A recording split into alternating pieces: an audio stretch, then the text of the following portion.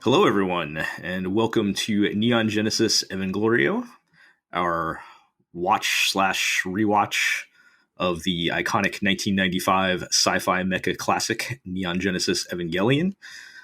I'm your host, Gel, and with me, as always, we've got Iro and G. I believe you mean Netflix presents Pilgrimage to Mecca presents Neon Genesis EvanGLORIO.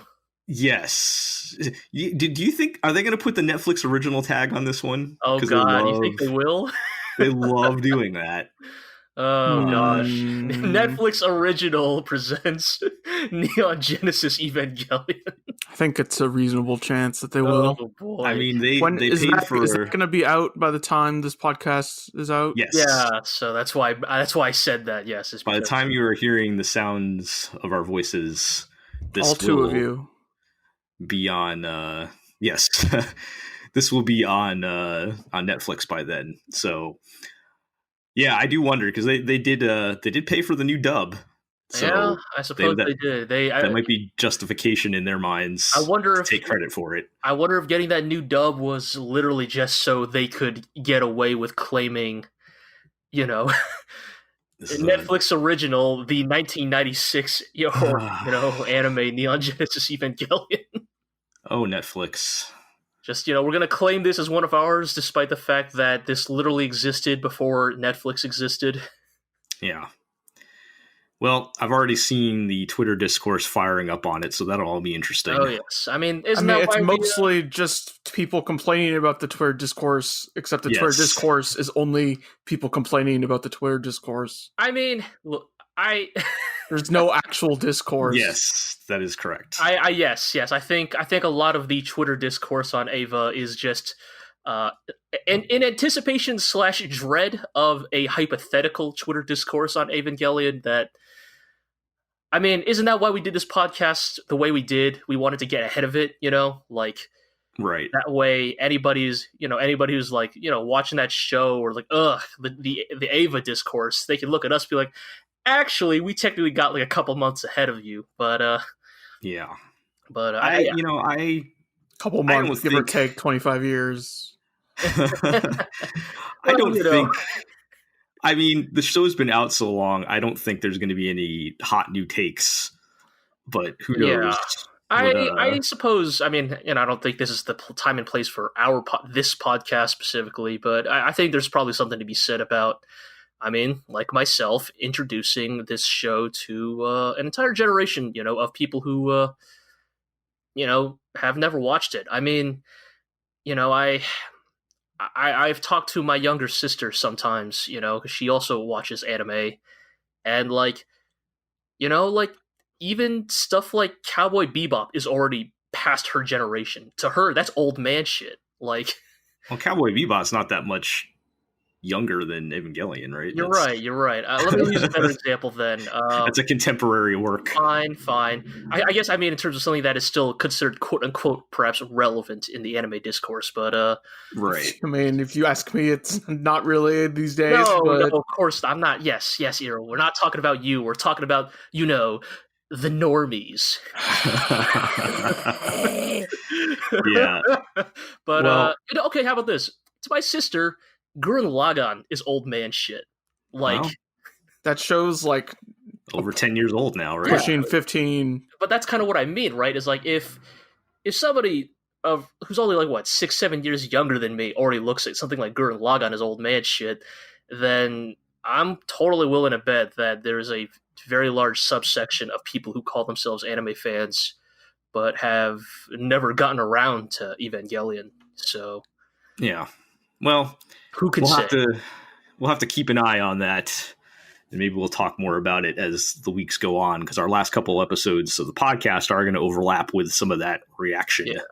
I mean, I'm definitely curious to see where the discourse goes, because depending on which direction it goes, it will either it could go on to prove some of my thesis about this show one way or another, depending on how the mainstream react to it in 2019. I don't know if you're going to be happy with the end result, G. Oh no, I don't think so at all. Don't worry. I've already written up a couple pages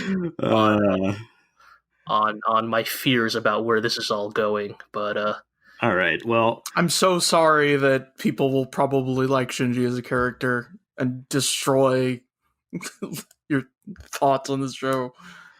Is that what you're thinking? Is that what you think I'm worried about? Like, it's not that. Like, we don't have to get into it here, but I think you all, like, I have well established at this point what my worries are with Evangelion in the modern discourse, and it's nothing to do with Shinji himself as a character.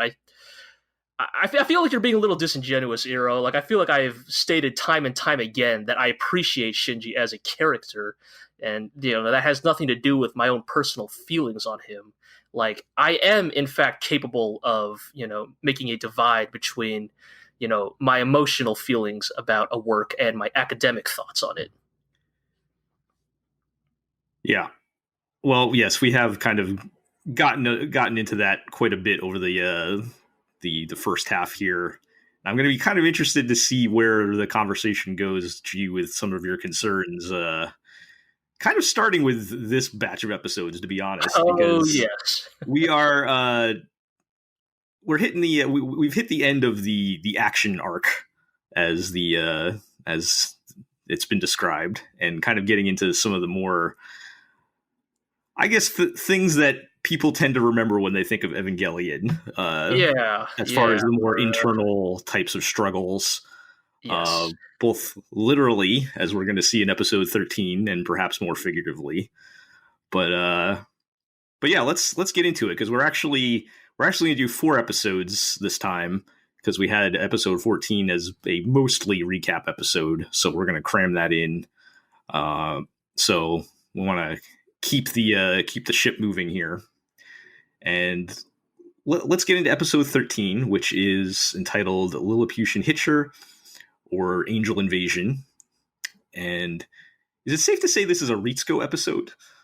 Yeah, that's definitely the vibe I got. I mean, she hasn't gotten one yet. Yeah, so I feel like as a character, she has kind of, existed, in the sidelines of this show up till now. She is the scientist, the smart one. But I think. Right. This is definitely the first episode, at least, from my perspective, that seems to primarily focus on her.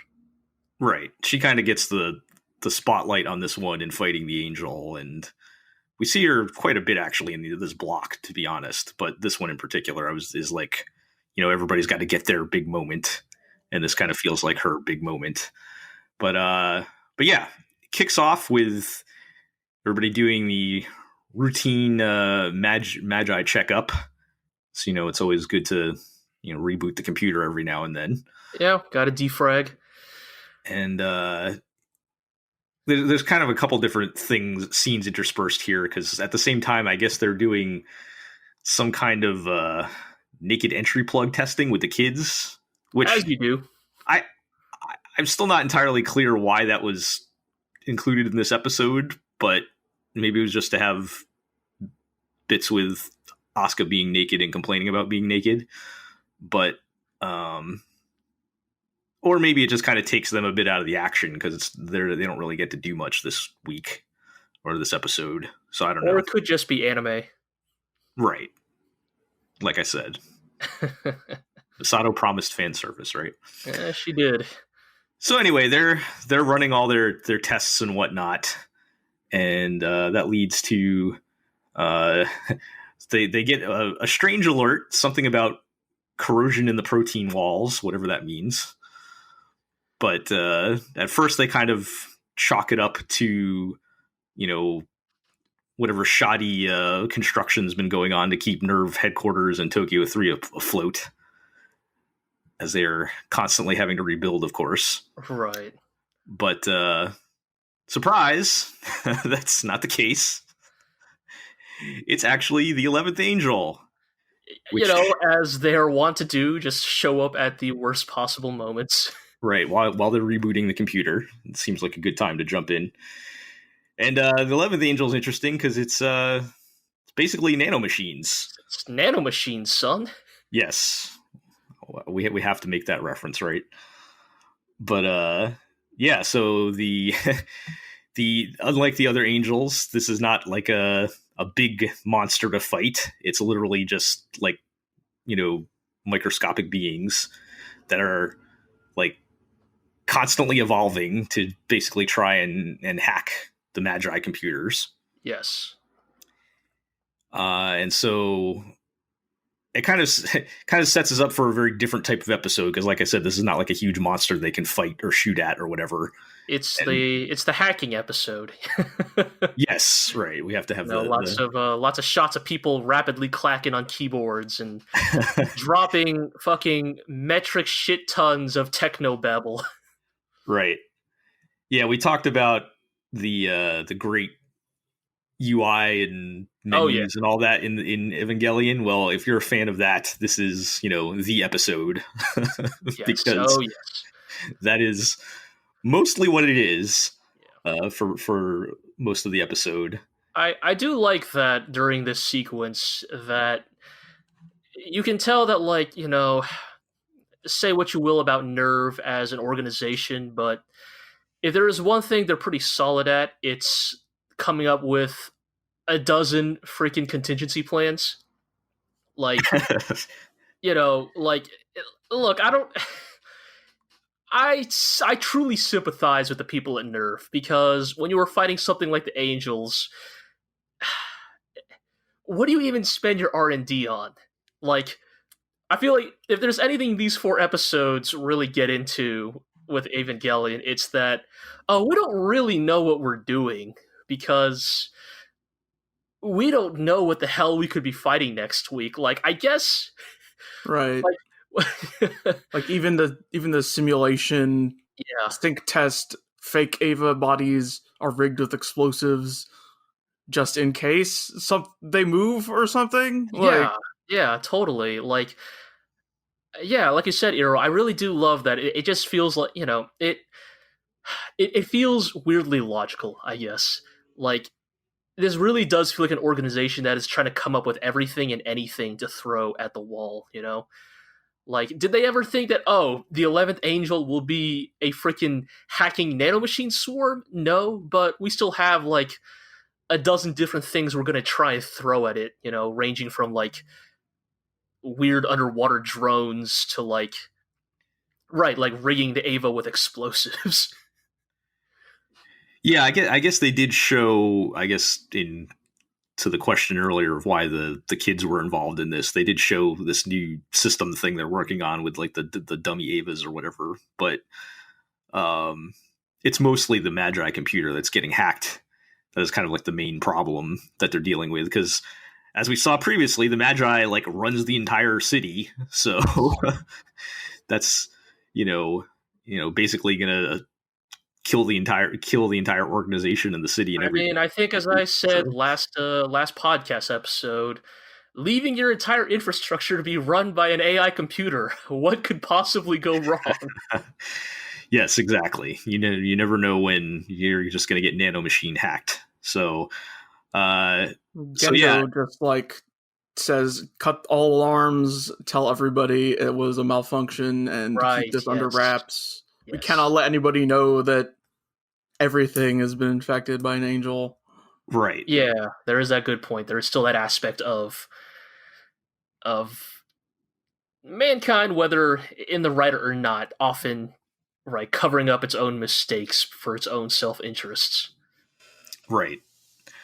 There's also the first mention of a few times in those episodes that Unit 1 is like the priority to keep safe over either of the other 2 Avas. That is a good point. Yeah, that will come into play in one of the later episodes too. But yeah. So the Angel is hacking the computer. Like I said, if you like the graphics, like the main image of this episode is the picture of the 3 computers, and red is bad, blue is good, and the red gets about halfway before Ritsuko finally comes up with an idea to not stop it per se, but slow it down enough to buy them time to figure out what to do. And it kind of stops the graphic, so the red's like halfway through, and they still have one computer completely unaffected, which is the Casper, because they're all named after like the three wise men. The three gurus from Chrono Trigger. Yes, the three gurus from Chrono Trigger. That is definitely what they're referencing here. And Caspar is the one that's left untouched by the angel. Man. So the plan of attack then is to use Caspar to, counter hack the angel. They kind of describe it as making the angel evolve itself to death, whatever that means.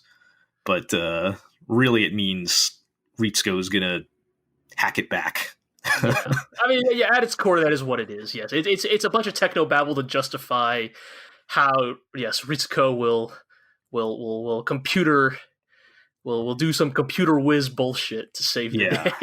So that kind of leads to this pretty great visual of Ritsuko having to like directly jack into the computer, right? Oh yeah, so I really love this bit here. She has to like break into the like inside of the computer, which has like all these like post-it notes from it's revealed that her mother is the one that developed the Magi, and she's got all these post-it notes from mom inside the computer when she gets in. Why Ritsuko called the computer her mom at the beginning of this episode, which I thought was an interesting choice of dialogue that makes sense 10 minutes later. Yes, if you thought that was strange that she called the computer mother, they do fortunately touch on that pretty quickly. So she gets in. There's this again great visual of her like having to like pull out a power saw and like crack the part of the computer open, which exposes like a literal brain. Yeah, I laughed at this part, but I also did genuinely enjoy this part, because like before this, right, like Ritsuko is totally doing the like, as you know, like the AI for the Magi could only be completed by doing the like blah blah blah personality transplant program, where you needed to use a human mind to achieve true like artificial intelligence, and they used my mother's brain signals for it, and so of course the like brain box of the AI is just a literal fucking brain. Yes. So apparently her mother was like the original test case for this personality implant technology or whatever, and so it's her personality and her brain that's serving as the basis for the Magi computer. And so to jack directly into it, Ritsuko has to like expose this like literal brain and like plug her laptop into it. And so good thing that brain had the right ports. Apparently, they really thought far ahead on that one. It's like USB 4 or something, right? That's but yeah. So Ritsuko jacks in just in time to as the angel starts advancing on the final computer, and most of this is some exciting typing action. Oh yeah, riveting stuff. As Ritsuko is furiously typing away and trying to out-hack the angel, we do get a great line where Masato is basically like, "Hey, we're pretty much gonna die here," and she's like, "Oh no, I've got 1 full second to spare." Yes, very, very computer good. time. That's a huge amount of time. Yes, but for human time, that's for Ritsuko, who is technically still a human. That is, but yes, hey, look, that good ass dumb techno hacker bullshit, right? But which ends with the final great visual of like the one blue square on the grid that like stays there, and then the color just all changes back to blue after. It's the 0001 on the timer of the bomb when you cut the red wire. Exactly. Yeah.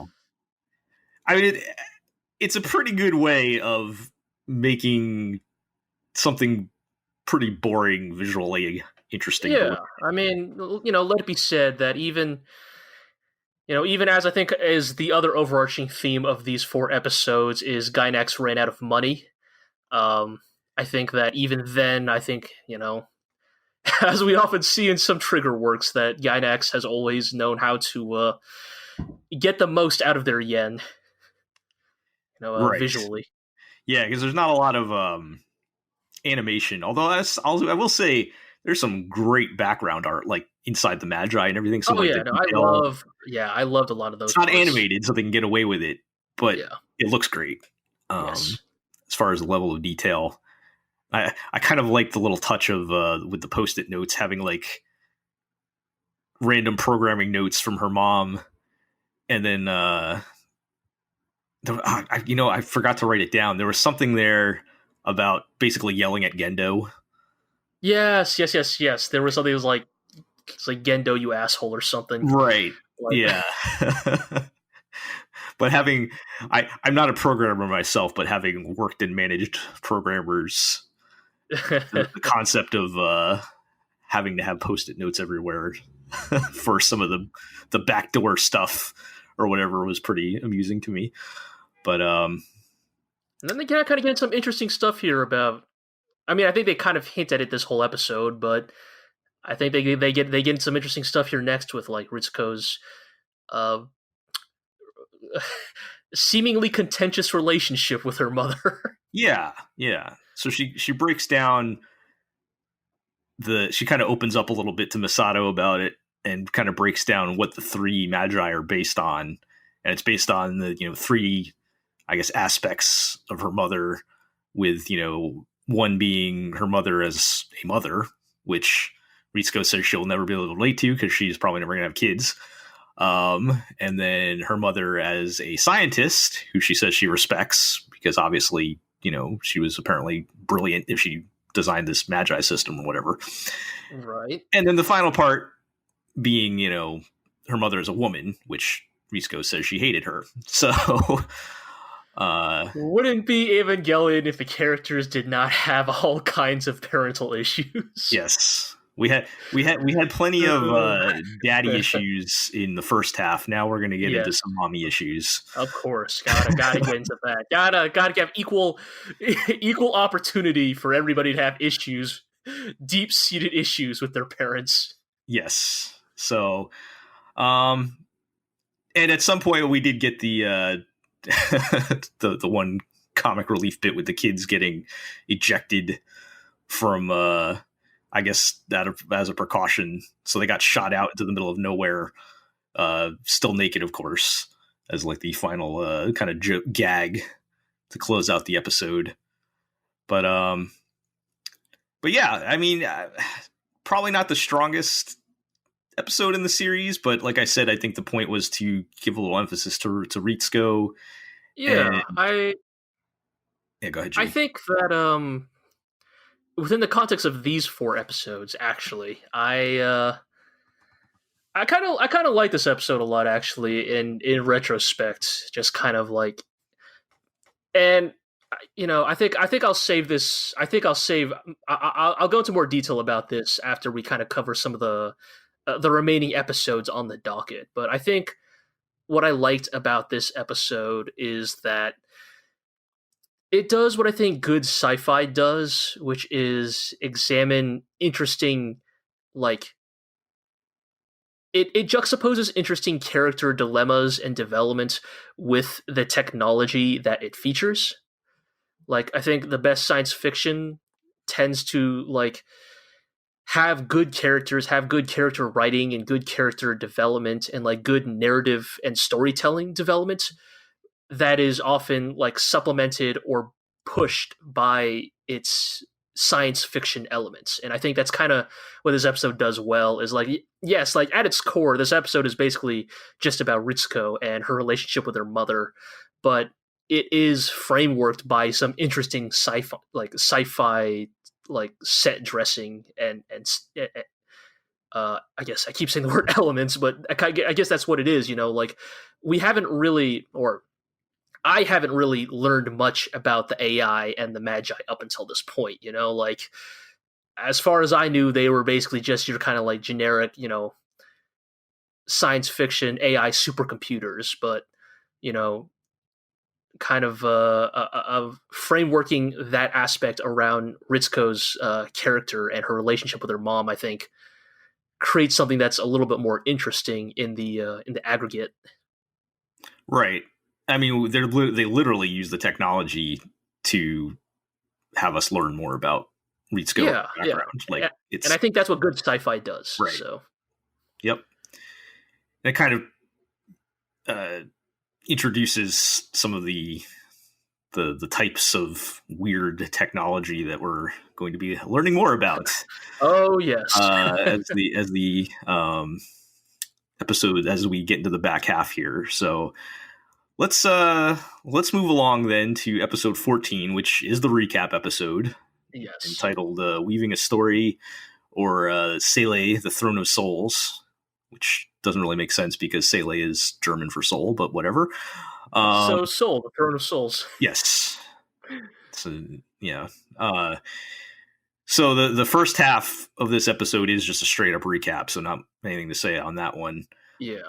I did. This is where we you thought they showed the names of the angels somewhere in the show, and here's where it was. Yes, actually, there you go. I was not entirely crazy. They do mention them somewhere.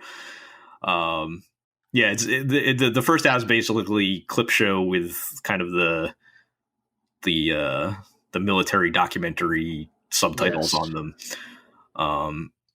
I did want to mention, so the Platinum Notes give the excuse for why Evangelion has the recap episodes, because there's going to be not we ran out of money. So their official excuse is that the recap episodes aired on weird days and times. Huh. So this episode in particular aired on January 3rd at 8 a.m. Okay. So their logic was basically, well, nobody's going to see this, so we're not going to waste time on it. Interesting. That's the official line, and I'm sure it has nothing to do with the now well-storied production issues with the second half of Evangelion. I was going to say, I feel like you could say that, but the second half of this episode narratively introduces some interesting and maybe important elements of the show, So. Yes. So it's not like a total loss, but yeah. So nothing really happens up to the bump, and then after the bump, we go right into Rei having a bit of an inner monologue, and this is probably the first of many deep dives into people's brains that we're going to be doing. We'll have a couple in these episodes, but specifically in this case, we're in Rei's head, and she's kind of recounting, how she's seeing the world at the moment. I think my favorite part of this is when she's going over the list of people that are in her life, and she's like, Commander Akari, Major Katsuragi, Shinji, and then she gets to Asuka and just says the pilot of Unit 2. Refuses to acknowledge Asuka's existence. Yeah, she has a tiny bit of personality, even if we don't see it 90% of the time. Yeah, but I don't know if this segment really tells us a whole lot about Rei, other than perhaps raising some questions about exactly who she is or whatever. Go ahead.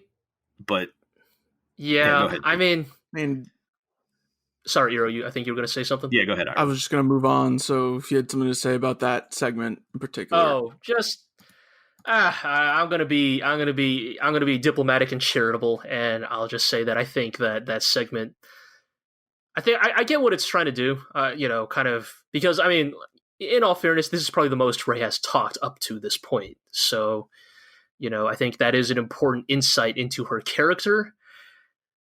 I also just don't know if it really plays that well as a I guess I look at an episode like the episode about Ritsuko, and I think this is an interesting and engaging way to explain and show a character's motivations and personality.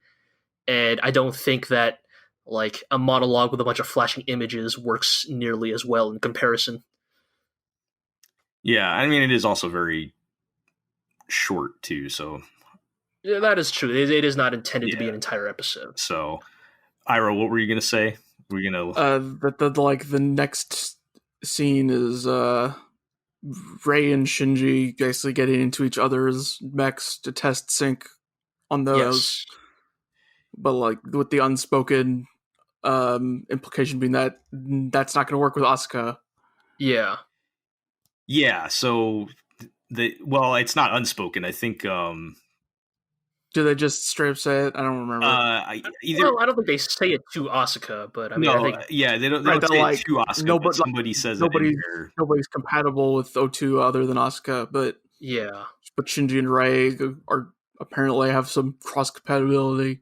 I mean, yes. I mean, I think the point is the implication is that Rei and Shinji have for reasons unknown, a closer relationship and ability to pilot each other's Eva units, and this is something that Asuka is not capable of doing. Yeah, I think because when Asuka asks Masato, shouldn't I be testing them? And Masato's like, haha, you wouldn't want to do it anyway, right?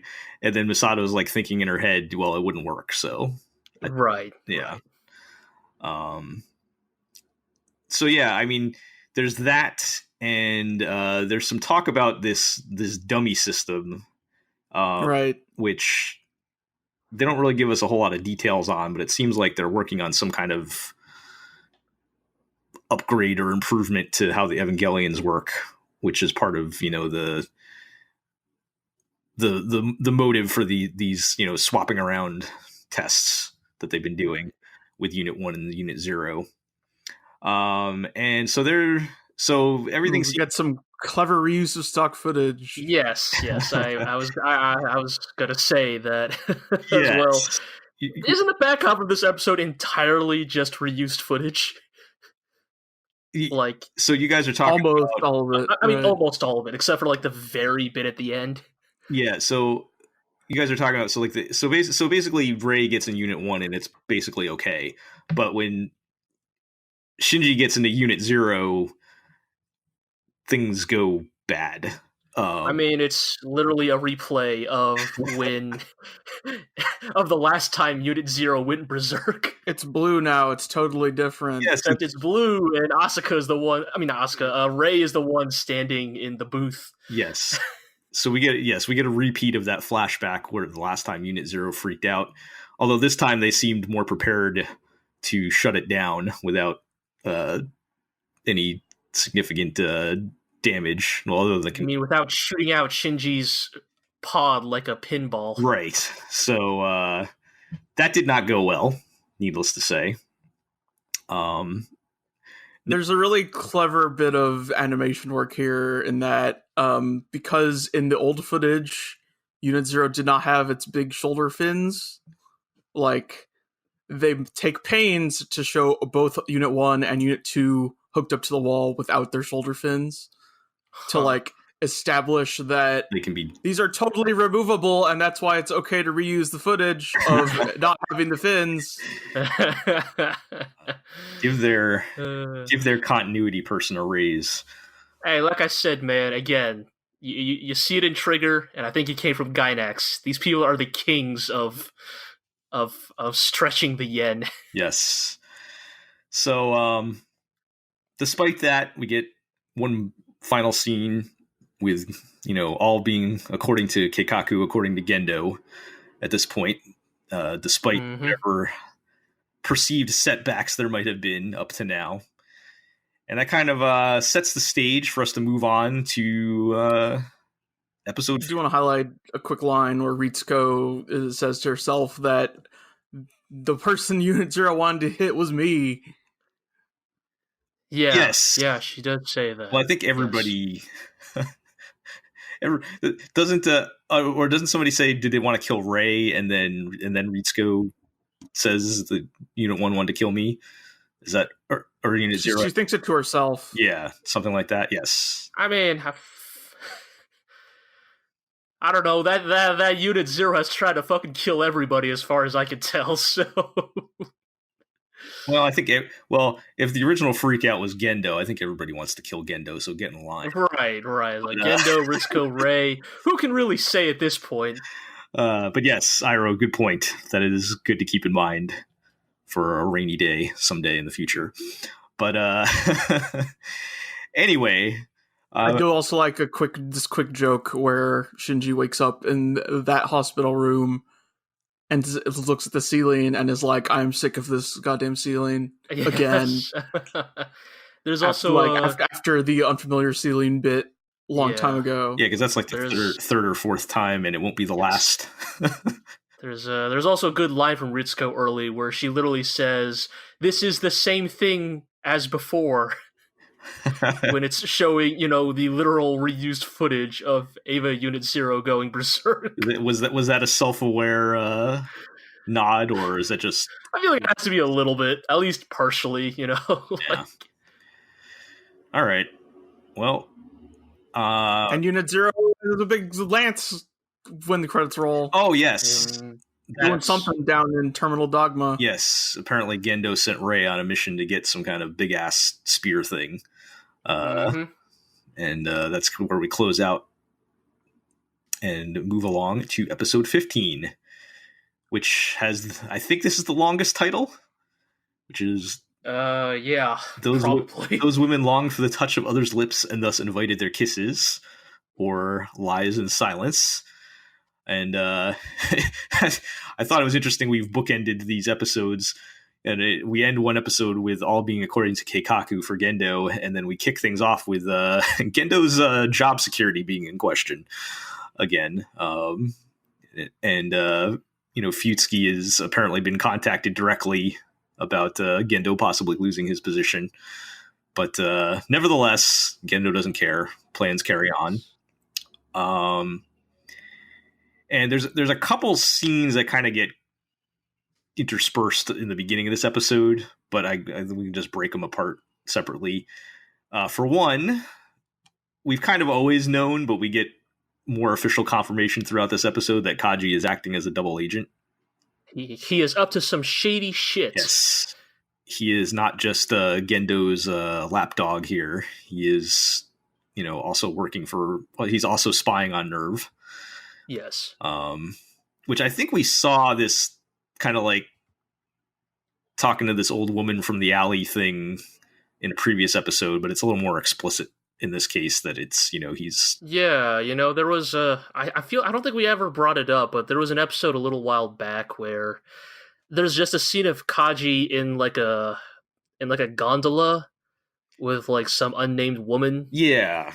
And I don't think we ever find out who that woman is, but the implications of Kaji's surreptitious nature have been shown before.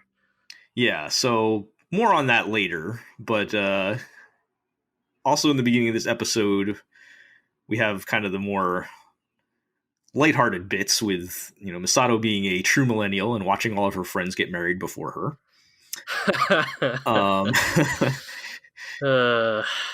She's having conversations with Ritsuko about her running out of dresses to wear to her friends' weddings.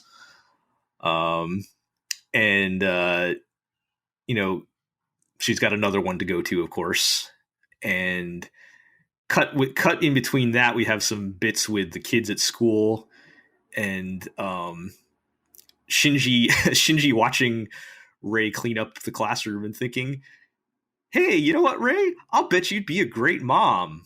Which, yeah, kind of a weird thing to say, but yeah, just what a weird coincidental thing to just say out loud. Like, have you met Rei? I don't know if nurturing is been one of her strongest qualities so far, but nevertheless, that's what she's happened. Like diligent or something. Yes, I mean, if you want to follow my own personal fucked up line of reasoning here, he's saying that because she's quiet, she's diligent, she doesn't talk back, AKA the perfect Japanese housewife, right? She does her chores. Yeah, that's something to think about as we kind of move into, the other kind of plot line in this episode is it's apparently the anniversary, or we're approaching the anniversary of Shinji's mother's death. Yes. And both him and Gendo are planning to go visit her grave, which causes a bit of anxiety in Shinji because of his relationship with his father, obviously. I mean, yes, goes without saying. Yeah. And, I don't know. Did I put this how I put this in the notes? Do they do the actual visit at this point? Or does that happen later in the episode? Okay, yeah. So they do actually visit. I mean it's cut between like Asuka's going on a date or something. Yeah. There's like multiple things going on. There's a lot of different things going on here. Like I think the vibe of the episode is what Misato, Asuka, and Shinji all have like a different errand to run that day. Basically, like Misato's going to the wedding. Asuka got set up on some kind of date with what's her face, the friend of Hikari's sister. Yes, and yes, Shinji is off to go have a jolly good time with his father at the graveyard. Yeah, so they go visit. We get. Is this the first time we get her name? Yui Hikari. Yes, I think so. I don't think they've said her name before. Yeah. I think from my perspective as a new watcher, I believe this is the first time she has been named. Yeah. So in show, anyways. So they go to her kind of simple grave in this plot of a lot of graves, as you would imagine there would be. We kind of get the timing, because it mentioned she died in 2014, so that would have been about like 10, 11 years prior. So Shinji would have only been like 3 or 4 when she passed away, which is why, he mentions at some point in here that, he doesn't really remember her at all. And Gendo, being the great father/husband he is like, well, don't worry, kid. I got rid of all of her pictures because I remember her in my heart, and that's what really matters. It's just like, what is your deal? This is the longest they talk, like in the whole show. I think. Yes, it's. Yeah, actually, I think this is the longest conversation they have in the entire series. It's an interesting conversation in all seriousness. I think it really speaks a lot to not just their relationship, but like what drives Gendo as a character. Like I was joking about it because it's a patently absurd thing to tell your child, but like the statement that like, true memories live in your heart, and like you don't need like, physical items to remember someone by. I think that speaks a lot to who he is as a character and why he is driven in the particular way he is. Right. Again, not to justify it in the slightest. Oh, no, not at all. But it is an interesting explanation of who he is as a character. Yeah. It's important that characters have motivations, and they don't necessarily have to be good motivations, but they're logical, right? Like there's like a logic to them. I still just personally can't help but fucking laugh at this idea of like just Shinji's be like, man, I wish I knew what my mom looked like. And Gendo's literally just like, tough shit, kid. I knew her when she was alive. Yeah, he's like, there's some things a man shouldn't forget, and I'm like, well, he can't. How can he get it right? Like, remember. He's like, I guess you're not a real man then. Sorry, my mom fucking died when I was 3. Like, and then he pieces out in his giant. Right, he calls his fucking VTOL to fly away. Doesn't give Shinji a ride. Shinji is to walk off through this giant graveyard. I assume you could fucking walk yourself home, kid. Poor Shinji's like, I'm glad we could talk today, Dad. And he's like, oh yeah, and then just like, yeah, all right, peace. It's like, oh. And it's not like. Because Ray's also on the thing. Right, so Ray's also on the helicopter, which is really funny. It's not like it's going somewhere that's not nerve business. Yeah. Just like I feel like I don't know, man. It's to the point where I think it's comedic. Like I think Gendo Gendo must practice to be this fucking awful of a parent. Like, you don't do this shit accidentally. Like, you write to yourself in your dream journal, Dear diary, tomorrow I'm taking my worthless son to go see my dead wife. Make sure that the VTOL helicopter arrives at this time and picks me up, and we explicitly don't pick up my son. Well, they didn't even go together, right? They just happened to go at the same time. Like, Right.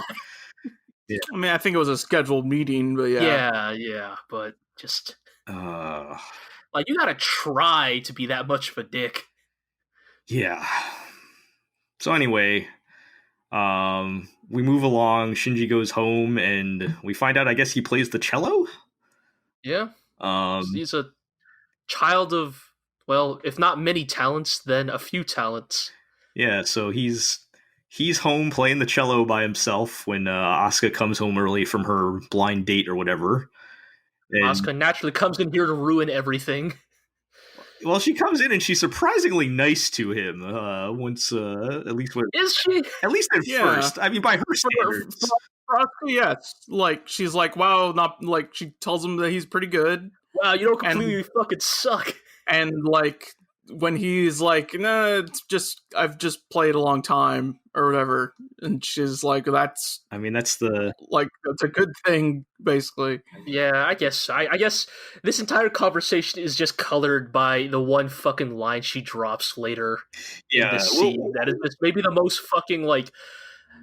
Right, she realizes she's home early. Fucked up thing I've ever heard a character say. Yeah, this show is so far. We'll get to that. We'll get to that in a bit, but she says she's home early because she just ditched her date because he was boring. Yes, and Kaji is the only man for her or whatever. But again, I don't know what she sees in Kaji, but other than that, maybe he's the only man in this show in his late 20s. But if your options are Kaji or Gendo, so it's well. I don't know. What about air guitar guy? He seemed okay. Kaji and Gendo.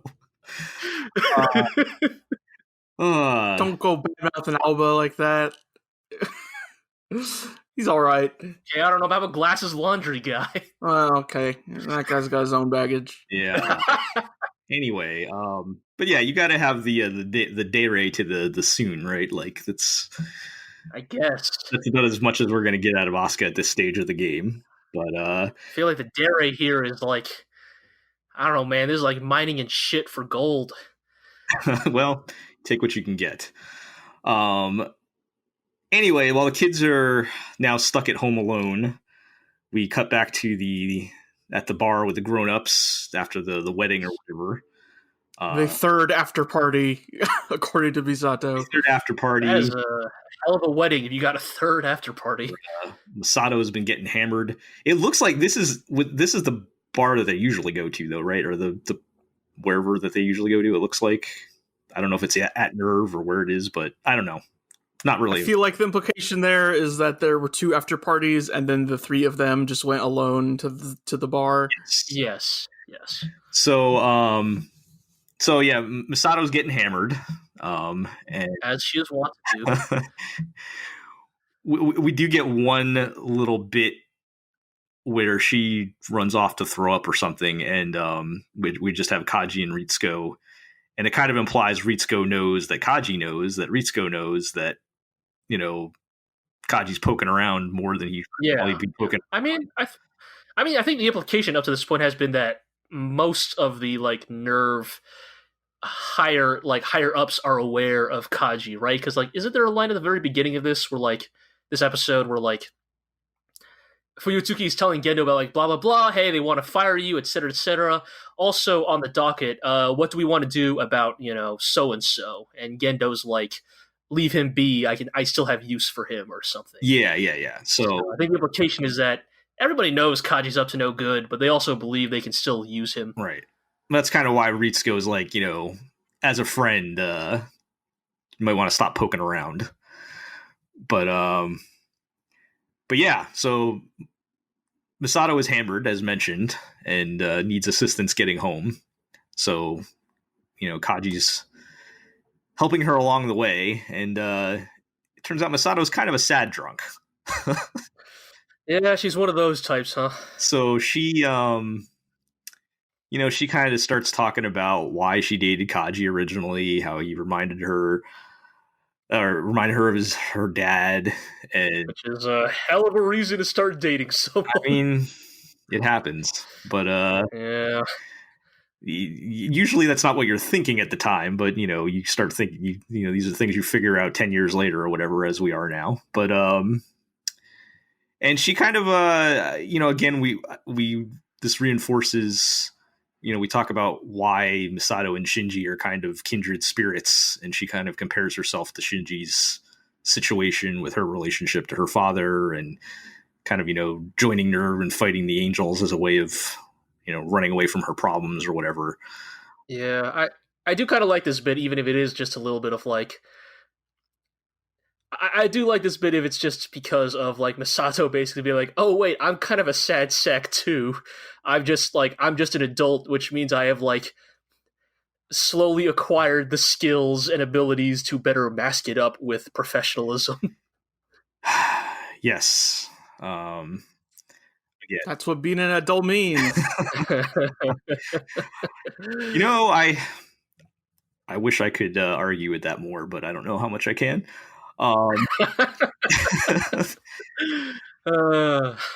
Yep. So she kind of opens up to Kaji about that, and in the meantime, we did still leave the kids at home alone, and yes, as may tend to happen if you leave kids home alone too much and they're bored.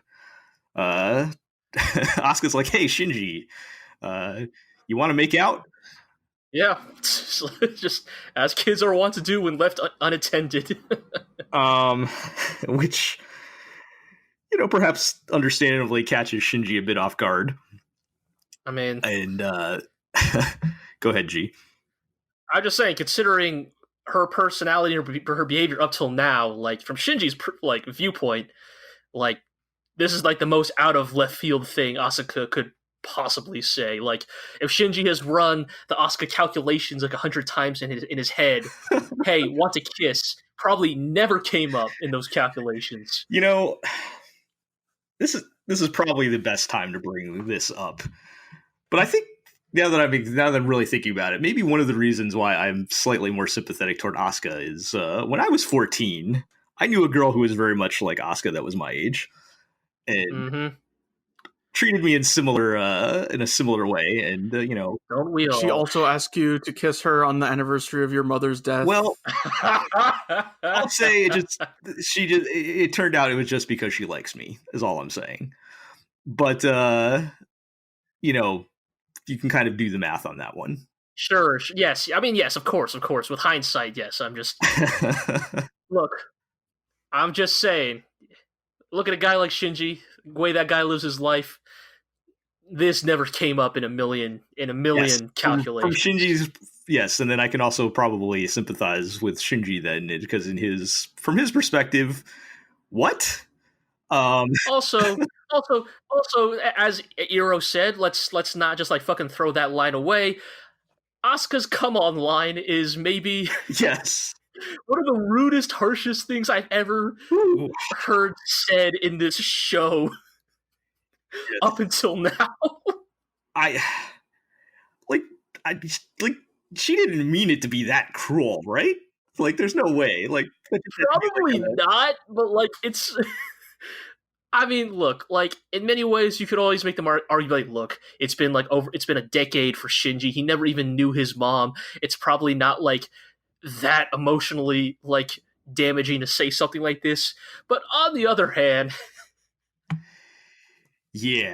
I feel like this is a really fucked up thing. Yes, Iro mentioned, she's like, oh, what's the matter? You don't want to kiss me on the anniversary of your mom's death? Are you afraid she's going to be watching you from heaven or something? It's like, oh, what are you saying? Girl has zero chill. Zero chill. Nevertheless, they still. Nonetheless, what 14-year-old boy is going to be like, man, that's fucked up. But yeah, let's do it. Which, that leads to an extremely awkward actual kiss where Asuka holds his nose closed Wow. Which I don't know if Asuka has done this before or not, but yeah, I have to say breath control while kissing is an underrated skill, and cutting off your primary source of breathing at that stage is not going to lead to an effective kiss, let's put it that way. sure, but I guess point is it happened. yes, and then of course afterwards Asuka has to react in the most theatric way possible. She has to overreact in the most like just in your face way possible, of course, because we can't just let a moment like this sit. No, I need to make theater of running to the bathroom and fake throwing up and gargling mouthwash. Yes. Like just yeah. If you're gonna do all this, why the fuck did you want this kiss in the first place? Well, she said she was bored, right? That's. I mean, these women longed for the touch of others' lips and thus invited their kisses. I mean, yes, fine. We might as well just get into the actual reason, which is that right after this, right, Kaji shows up with Misato in tow, and yes, Asuka immediately changes her tune, to lovey-dovey Kaji mode. Yeah, until she smells Asuka's perfume on him. Yes. Or not Misato's perfume. My bad. Yes, Misato's perfume that Asuka wanted to use earlier in the episode. But that is a dangerous weapon for grown-ass women only, apparently. So yeah, and, that was weird and awkward. Yeah, but I think it kind of gets into this idea of, I think it's fairly obvious, but just like the idea of like Asuka kind of impotently trying to find physical intimacy in like what will always be unsatisfactory proxies, because the one you actually want physical intimacy from will never in a million years ever give it to you. Right. Which, I mean, it probably extends beyond just Kaji and just in general. We've talked about her like desperately needing validation, right? Yes. And, I think Kaji's probably just one form of that. But by extension, like you said, she's basically taking it out on Shinji. Because he's the only one, again, that pays her any attention.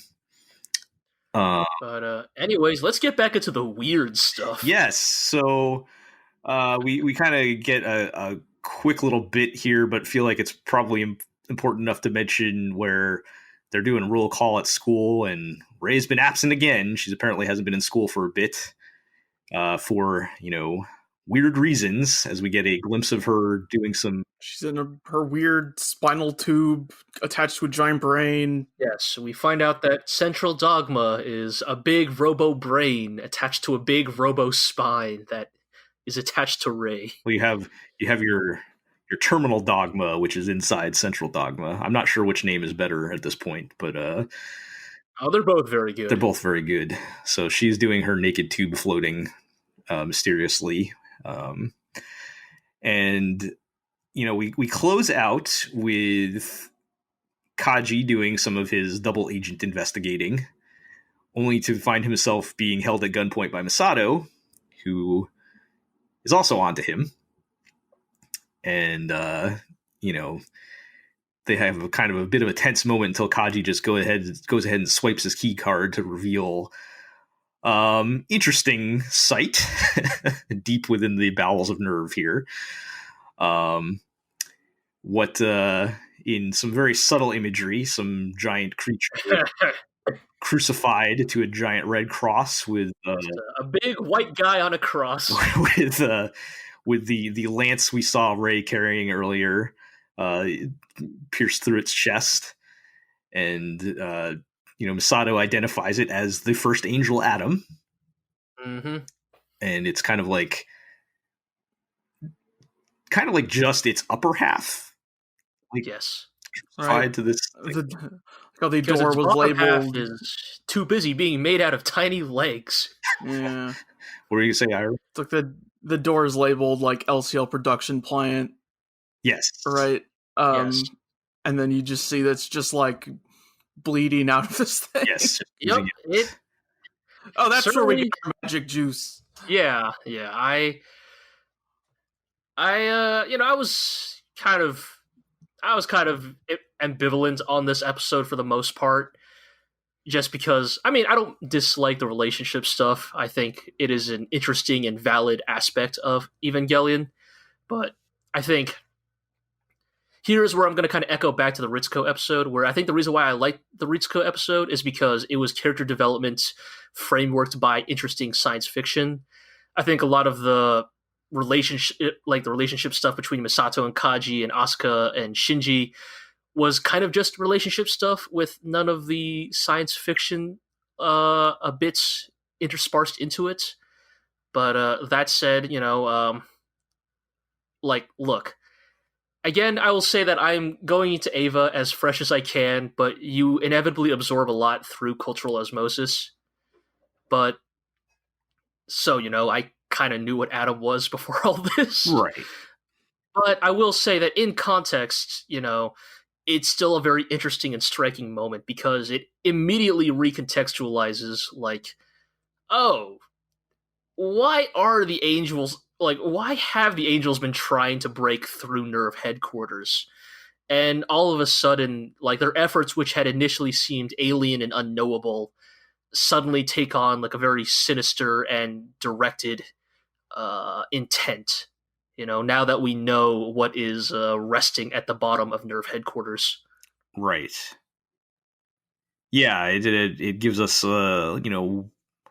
one extra step in the direction of kind of understanding what is going on here. Yeah, that's an interesting point, just to your previous point about the relationship stuff, because it is true. There's really not any the real science fiction elements, I guess, but I still think it, for what it is, does an effective job of giving us what we need to characterize, the cast and everything, and their the present state of their relationships. Yeah, I would agree. Like I said, I think the character development and stuff that happens in this episode is entirely valid. And obviously you can't fucking gin up an excuse like an angel is hacking with super nanomachines. You can't come up with something like that every week, right, to justify character development. But I think it definitely speaks to, the elements of Ava that I think are at least more personally engaging to me than others. You can't fix everything with nanomachines. But tragically, that's not what I learned from Hideo Kojima. Yeah, that is true. Well, this is how many years before Metal Gear Solid is this? I don't know. Metal Gear is before this. I know. Metal Gear and Metal Gear Solid has nanomachines in it. Metal Gear and Metal Gear Solid are very different, though. Fine. Metal Gear Solid is 98. So. Okay, so we're still all right. A year or two or 3 years away at this point. Okay, so we close out with the discovery of Adam there, and we move along then to the next episode.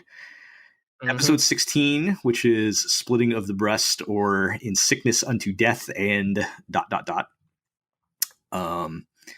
And we get a little bit of levity here for a moment with some of the happy home life, quote unquote happy home life of Shinji and Asuka and Misato, which is mostly, as we'd expect, Asuka yelling at Shinji and Misato just being like, he's fine, leave him alone. I did want to just point out the stupid detail, because of course, is that even her bath towels are red, which I don't know why, that just tickled me pink for some reason. Just fucking of course everything she fucking does is color coded. Yeah, you got to stick to your character image colors, man. Not even from a fictional standpoint. I feel like even in universe, of course, Asuka would fucking do that, because yes, even without she's just got to rep her personal brand so hard 24/7. Even without the meta context, Asuka would do that for sure. Yeah, so we get a bit of that, and kind of, I think they're just trying to put us into a good mood leading into the next bit, where we get our latest synchronization tests with the 3 kids, and Shinji is now number 1. He has Hell yeah. He has the highest sync rate, which kind of makes Asuka mad, but I thought she would be more mad about it. But she seems pretty mad. I don't know. I thought she was. I thought she seemed pretty mad. Last episode plus the start of this episode is just like slowly dismantling her sense of self. Yeah. I guess she's a little more sarcastic about it, but I feel like I don't know. I mean, I feel like Asuka really lost her chill in this episode. I feel like. Well, I mean, at this part specifically, there's going to be it'll be worse later on. Yes, but oh yes, I'm sure. Yeah, and so Shinji is now the highest. He now has the highest sync rate, and or whatever that means. Whatever that means, and he kind of starts feeling himself a bit in this episode. Yeah, I was gonna say I feel like Shinji seemed almost a little uncharacteristically like gung-ho and self-confident in a way that I guess I found, to me personally, based on what we have watched up until now, seemed to me a little bit out of character. I can't point to a specific moment because I have an awful memory, but I feel like one of Shinji's primary characterizations was like him finding no joy in being praised as an Eva pilot. Like, I think that like changed like a few episodes ago when he was like, I think I pilot the Eva to hear my dad tell me good job. Yeah, sure. I guess so. We've seen evidence of his confidence building up. Yes, I suppose so. I guess I just felt like I heard Shinji dropping lines in this episode that I was like, okay, like, all right, settle down, Koji Kabuto. Well, I think, for one, I mean, I think there is a logical path to, like I said, building up his confidence a bit that we've seen. I mean, dude got it number 1 in the sync test. He just kissed a girl the other day. Like was kissed by. All right, you know what? I take it back. He's playing the cello now. I mean, he got to talk to his dad. All right, fine. Right, yeah, like his dad's talking to him now, man. So, sure, for Shinji, things are looking aces. I think what, I think what's important is what happens after this, because like there was one scene that stuck out to me, and I forget exactly where it is, so I'll just mention it now because it's kind of relevant to this part of the conversation. But he's kind of happy and feeling himself, and he's like on the bus or something, and like he sees like 2 kids looking back and like snickering at him, and he like immediately his like countenance drops. Like, it's still this is still like a surface level type of very fragile confidence, but we have seen it kind of building up to now. Sure. And so yeah, they're doing their sync tests, and of course, now's a good time for an angel, right? As you do. So we get the 12th angel appears, which another big floating object. Yes, a big ball we don't have to animate, a big ball that doesn't move. Which looks like a big black ball floating in the sky. Although it turns out we find that the actual angel is the shadow on the ground that is impervious to physical attacks and can eat you. And this is like the only appearance of some of the Eva armaments, I think. Yes, as far as I remember, this is the only time we get like Unit Zero's big sniper rifle or the like gold super big axe for Unit 2. Yes. Or the Eva-sized deagle. Yes, I did love this detail here, because like on one hand I'm like, wait, what? Like, okay, you built an Eva-sized pistol, an Eva-sized sniper rifle, that makes sense, and then an Eva-sized like fucking hatchet, like. And then I remembered episode 13 with the Nanomachines, and I was like, oh, like, what could you expect from Nerve at this point? Like, when the angels are these fucking bizarre existential threats that literally change, like, not only their physical makeup, but their, like, inherent metaphysical causality every fucking week. Like, what could you do but, like, just make a bunch of random shit and hope it works?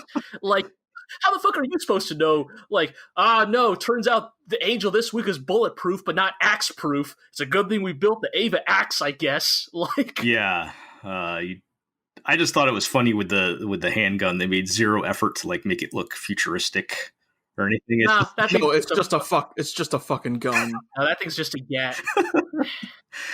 At least they all got a weapon this time. There's a little, just like 10-second bit here where Asuka reaches the end of her cable, detaches it, pulls out the new one in the next building over. Yeah, so good. Yeah, to attach it to her back. You know, the angel appears and like they're like, oh, who's gonna take point on this? And Asuka basically goads Shinji into doing it because he's the number one pilot now. Shinji should do it. And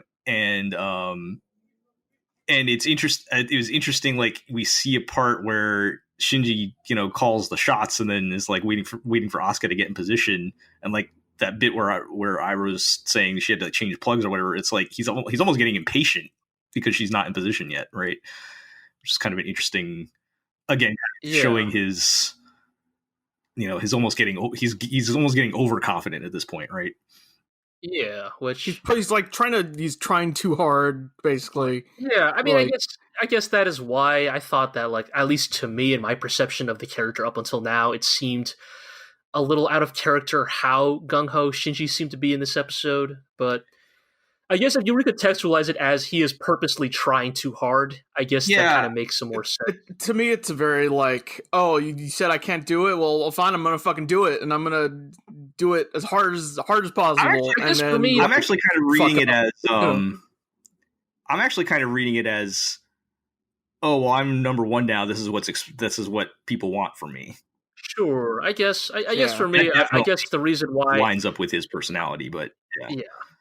I guess the reason why I didn't think that he got goaded into this by Asuka doesn't really quite work for me is like Asuka has talked shit this entire goddamn show. Like, why would and at least up till now, I feel like the prevailing like thought is that Shinji, for the most part, doesn't really give a fuck what Asuka says. I mean, beyond just giving his usual like "I'm sorry," response. So like, but I mean, I'm not sure why Shinji now of all episodes would start to care about what Asuka has to say. But we've seen him get fed up before. Like he does eventually kind of he bottles all up and then eventually kind of explodes. Like, right. True. I'm thinking back to like even going all the way back to like, was it the second or third angel in the show where he like freaks out and decides I'm going to kill this thing even though I'm probably going to run out of time or whatever.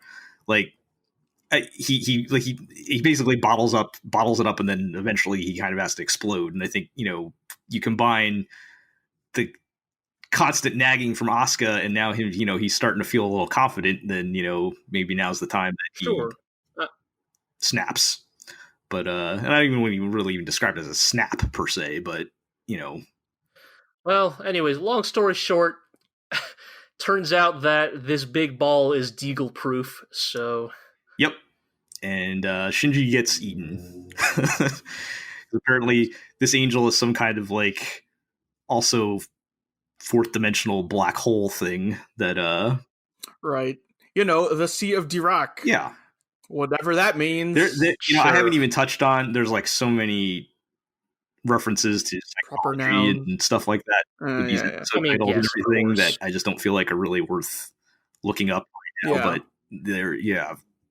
there's like the both episode titles and then like the Sea of Dirac and all that. It's all like psychological terms and whatnot.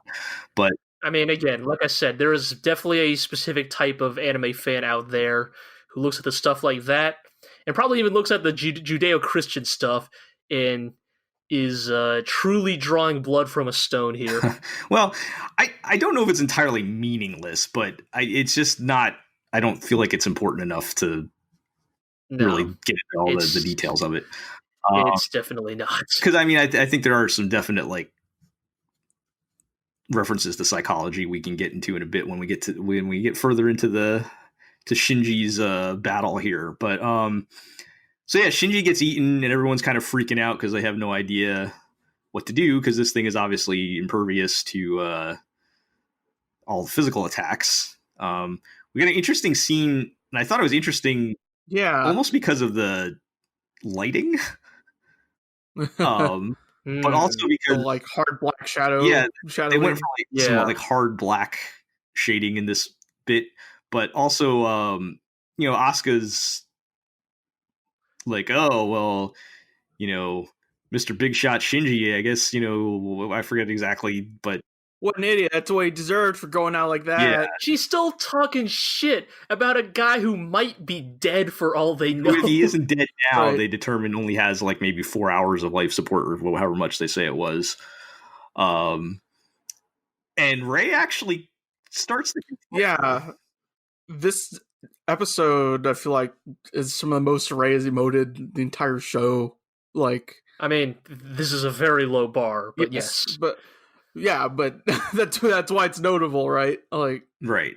I mean, and like when earlier in the battle, when Misato says to retreat, and Rei is the one who's like, we can't retreat because Shinji's in there, and we get like a bit of Asuka being like baffled that Rei is the one saying that. Right. Yes, but then we get a good beat here where Rei basically just fucking calls out Asuka on her bullshit, and like just straight up is like, do you just pilot the Eva out of a desire for praise? Like, is that literally all you're doing here? Yes. And of course, Asuka's like, no, I don't, no, of course not. Like, I do it so I can praise myself or something. Yeah, Rei just fucking going for that gut punch. Yeah, just really just fucking cut through all the bullshit in a single swing. Sick of the shit. Yeah. For the first time. Yeah. So we do get a glimpse. So they do figure out that if Shinji basically shuts everything off, he has maybe about 4 or 5 hours of life support or something, including his plug suit.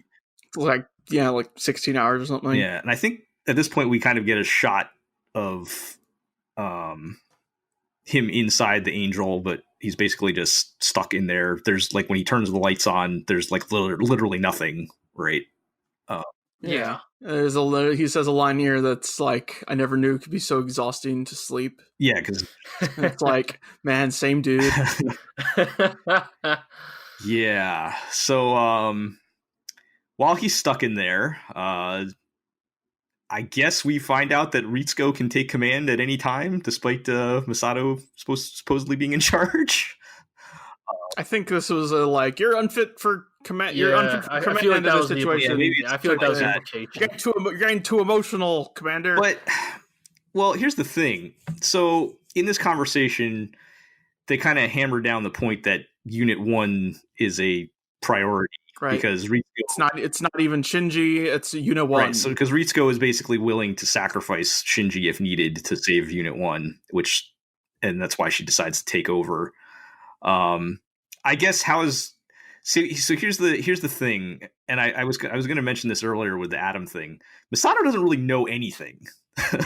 or at least they're not telling her anything, right? Yes. So like, she doesn't know that Unit 1 is a priority. So like, from her perspective, like, or at least a priority in the sense that Ritsuko is thinking of it. So from her perspective, how would she even know that? I mean, I don't think that would change her decision, but I think it's kind of a dual thing. I think some of it is definitely colored by like, I mean, I think that's kind of the whole point of like Misato's realization in episode 15, right? That like, oh wait, like I'm more like Shinji than I thought. I think that has kind of colored her perception of her desire to like, save him. But I think also like, just from like, I'm not going to go into one of the tangents as I might do in like another podcast I record, but in military command, like, she is doing what is generally considered like the sensible thing to do. Like, I guess mecha anime has always been the subversion of this, but generally in military command, it is almost always preferable to save talented personnel over valuable hardware. Right. because in theory hardware can be rebuilt, but personnel cannot. Like, training a new pilot, especially when your robots operate on these weird, bizarre rules of they have to be kids born from a certain generation and they have to have the right mental wavelengths. Three of them. Getting one of those is already hard enough. In theory, anyways, Misato, I feel like, is operating under the logical assumption of well, in theory, we can get another Ava unit, right? Assuming we treat them as military hardware. But, I think some of this is speaking to the fact that she doesn't really know, what is really going on behind the scenes in the way that, Gendo and Ritsuko do. Right. And so Ritsuko's plan is to get all the N2 mines in the world. Just drop 1,000 nukes on it. That's not hyperbole. She literally, her plan is to get every N2 mine that still exists in the world. If we blow it up real hard, maybe it'll turn inside out. Yeah, have the remaining Evangelions, disperse the AT field as they do, and blow the thing up. And I guess from that for 1 millisecond, they will have to get Unit 0 out of there. Which in a series full of not great plans, is maybe one of the worst I have fucking heard in this show. Probably second. What's the probability of success? Point how many zeros? Did they give a probability? No, I don't think they did this time. It's probably only second to Misato's zone defense plan to catch the Angel. You know what? Somehow I still have more. I have more confidence in that plan than I ever had in this plan. Yeah. And I did, and obviously, that's a point of contention with Misato because that's probably going to kill Shinji. So I thought it was interesting. They made the point to show Ritsuko later say, let's advance the operation by 12 seconds and maybe Shinji will still be alive. Real generous there. Yes. But, she cares. Yeah, so she cares. That's, in Ritsuko time, 12 seconds is like a week. I think it was 12 minutes. Or I thought she said 12 seconds. Or even 12 minutes is not very much time, right? Yeah. But anyway, while they're calling in the cavalry and ready to drop the mines, we do dive into Shinji's head a bit. Boy, do we. Yep. We get some of his kind of internal monologue. We get some persona psychology here. Oh boy. So what I've read about this episode, based on I guess there's an interview or something with Tsurumaki that's the striped shirt Shinji is supposed to be the Angel trying to speak to him and understand him. Yes, I think I've heard that too. Not in the Platinum Notes, interestingly enough, but I think I've heard that in other. Right, it's apparently the source is from a interview booklet that was sold with tickets to End of Evangelion. One of those things. Yeah, that is it's the thing that is spoken of once in a supplementary material that has never been scanned and never been translated. It makes sense because it kind of. No. I don't deny it. It very much speaks to I think this doesn't really have anything to do with the show itself, but just the difference between Western and Japanese canon wrangling, so to speak. Right. Like Japanese the Japanese perception and understanding of canon is so loosely defined. In right. They don't care as much as the West does. Right. So it's just somebody could just say something and we'll never print it out officially. It'll just be printed on this one booklet with this one supplementary material that was given out during one promo event. Right. In 1999 or some shit. I mean, the actual holy grail or whatever of Eva canon, quote unquote, is fucking a side menu in the PS2 game that just lays out everything.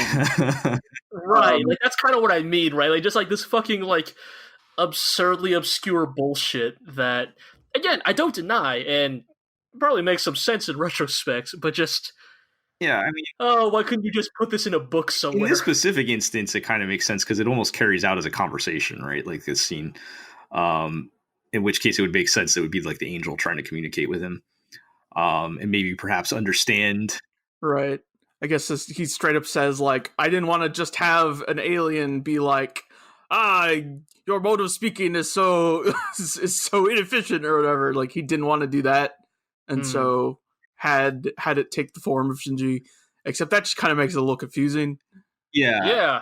I probably just a little. I wasn't really thinking that. I mean, now in retrospect, after you mentioned it, it makes sense. But I wasn't really thinking it. I guess watching it, right. And so it kind of explores things that we've kind of already known about Shinji and his insecurities and whatnot, which makes sense. But we wake up from that to Shinji kind of in his final moments of life support. If we didn't think LCL was gross enough already, what happens when the filters turn off? And you start right. What happens when LCL goes stale? And start getting floaty bits, and you're basically breathing blood in your lungs. Right, because it's like because they do the whole liquid breathing thing. Like if you don't have the oxygen filtration, you're just gonna drown. Yeah, in giant angel it's blood. Gotta be like, pretty high up on the list of worst ways to die, right? Like drowning in angel blood that's already filled your lungs and is contaminated with whatever floaty bits. So that's pretty gross. But in Shinji's final moments here, he's saved, or at least he sees what appears to be some kind of apparition of his mother. And that cuts away to Unit 1 going berserk again and breaking out of captivity. It's been a while. Yeah. And yeah. Doesn't make any sense, but he breaks out of the floaty ball in the sky, which we're told was actually the shadow and not like a real thing, but hey, whatever, it looks cool, right? And I think the plot, I didn't put this in our notes, but in the Platinum notes, it's supposed to be like supposed to kind of look like a giving birth or something. Oh, sure. Yeah, which I could have gathered. Yeah, that's pretty unsubtle metaphor there, visual metaphor, as he breaks out of the angel. And for any of the characters there that are presently witnessing, like Rei and Asuka, who have not seen Unit 1 go berserk, are all now in the, oh my god, what are these horrible monsters we're piloting mode. Yes. I did like the line where Asuka says, "I'm piloting something like that," because I mean, I've spoken about it in this podcast before, but like, I haven't had really much of a chance to get into this, because of the subject matter of these series of episodes. But I've kind of spoken before about the giant robot as kind of a metaphor for the monster.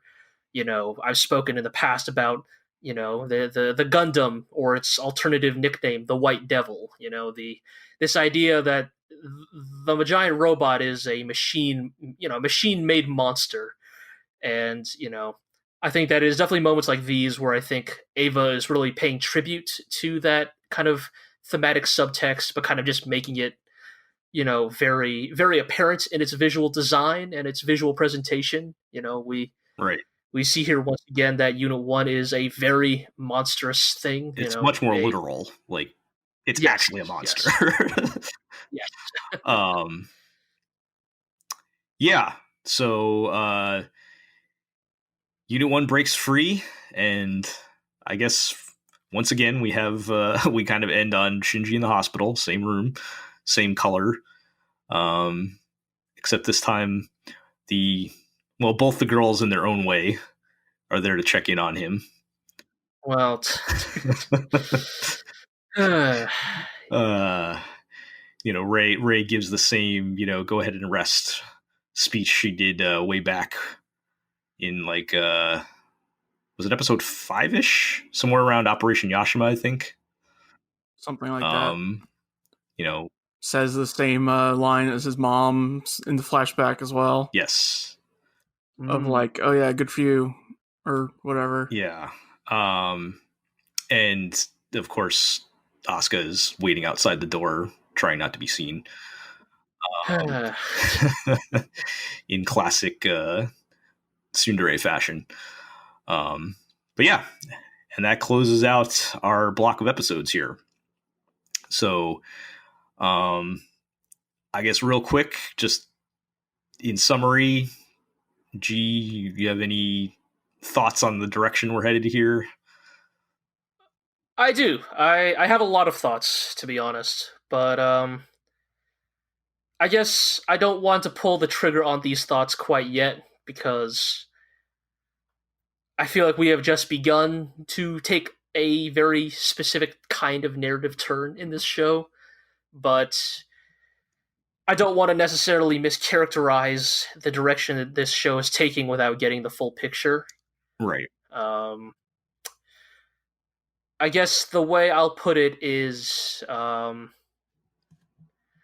certainly see why we are getting into the parts of Evangelion that I think are remembered in its legacy and its perpetuity, because they are intrinsically more unusual, more striking in ways that are different from what mecha anime typically does, but I would not say never does.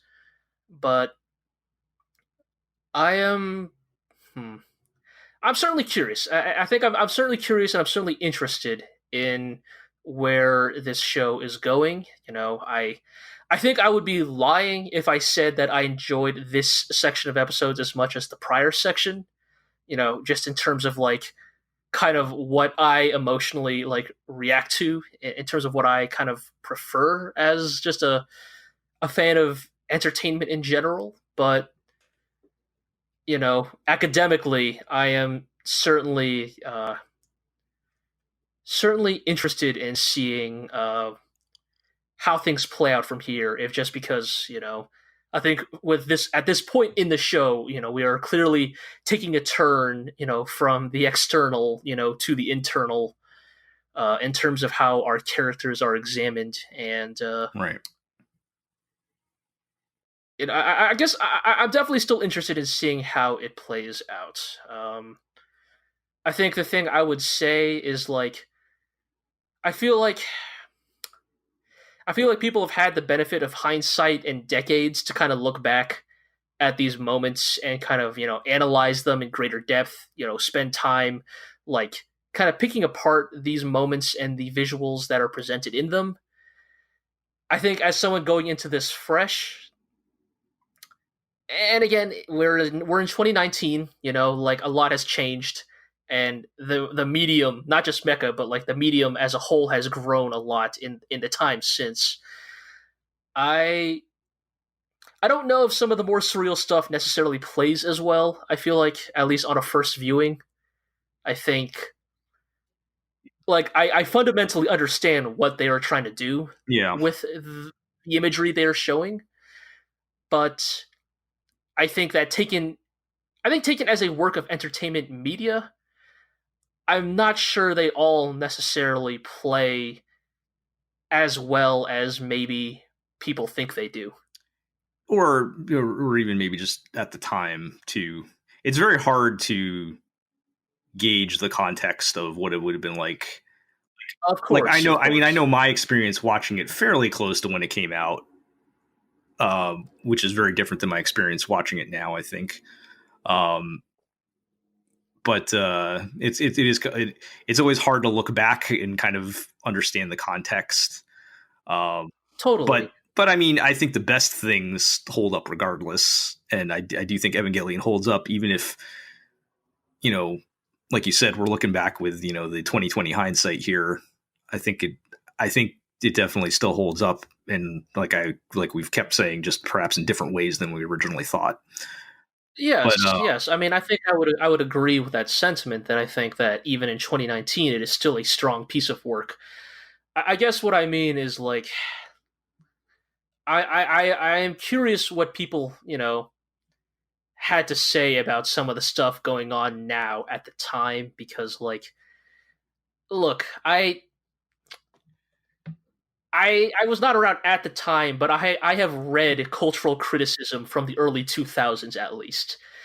And let me tell you, a lot of that was like not just for anime specifically, but cultural criticism of entertainment media in general, games, comics, anime, etc. Just wasn't that good back then.